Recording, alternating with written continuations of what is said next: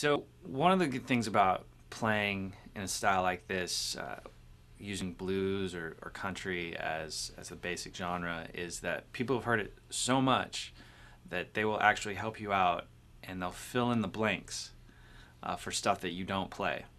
So it's a really good way to solo. You can solo, but it's very hard to do this type of playing and solo at the same time. So you get to be a little creative about it. But what ends up happening is you don't play every backbeat or you don't play every downbeat. But because you've been playing the groove for 2 verses and a bridge, by the time you get to where it's supposed to solo, people will fill in the spaces. So one of the things that you can do is you can essentially just think of maybe the band dropping out and you're coming up to the front and you're playing a lead lick. And at that point, you can pretty much go crazy and do whatever you want to do, just so long as you're still keeping the groove. And so you maybe play a bar of some solo, and then you go back to the groove. And that groove establishes it in people's brains that, okay, the song's still here. He's not just noodling. And you do this back and forth. You maybe do a measure of soloing, and then you do two measures of a groove or 3 measures of the groove. Mm-hmm. So this is how it sounds. I'm going to start on the bridge. The second half of the bridge and go into the solo.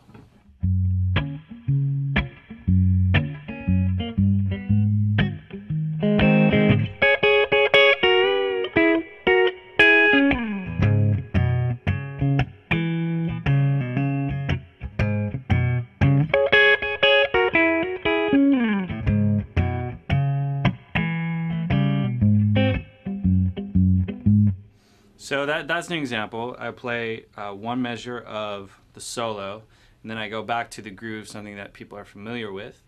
So that gets them back into the song, and then I play another measure of a solo, go back into the groove.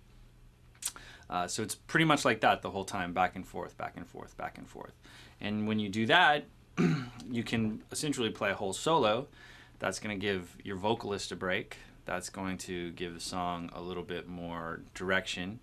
And then when you actually come back into the last verse, people will take it with fresh ears. But I do have to say, as a little tip, that if you do write out a solo, it's going to make your job easier to fill in the spaces and fill where the downbeats are and where the upbeats are. So I'm going to go through and play that whole solo again, and maybe I'll play it a little slowed down, and then you can kind of see how I'm hitting the downbeats, what I'm dropping, what I'm coming back and reinforcing. So coming out of the second half of the bridge, it goes.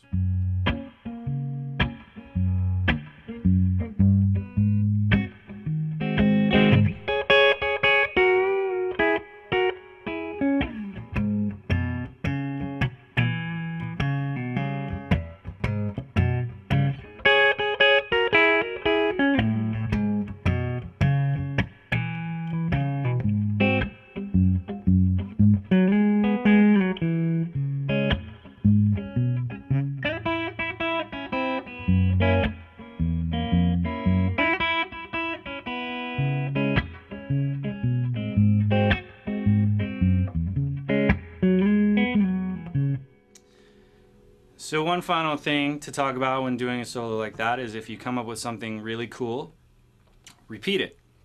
That's the easiest thing that you can do. You probably repeat something 2 or 3 times before people get bored with it. And if you really want to have fun with it and not get bored yourself, then you could approach every repeat with like a slight variation.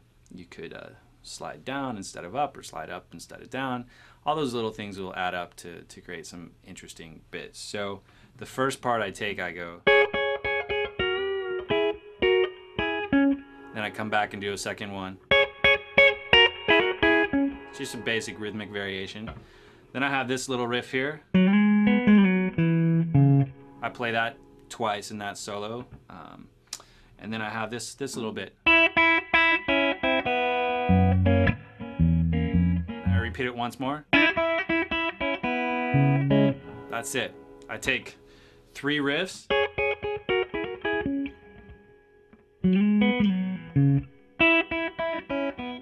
And repeat them with variations, and that's a whole solo.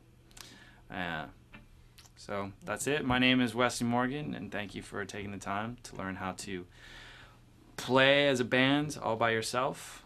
This is no reason to quit your band. You should actually stay with them. But if you do, but now you have no reason not to play a gig whenever the opportunity pops up.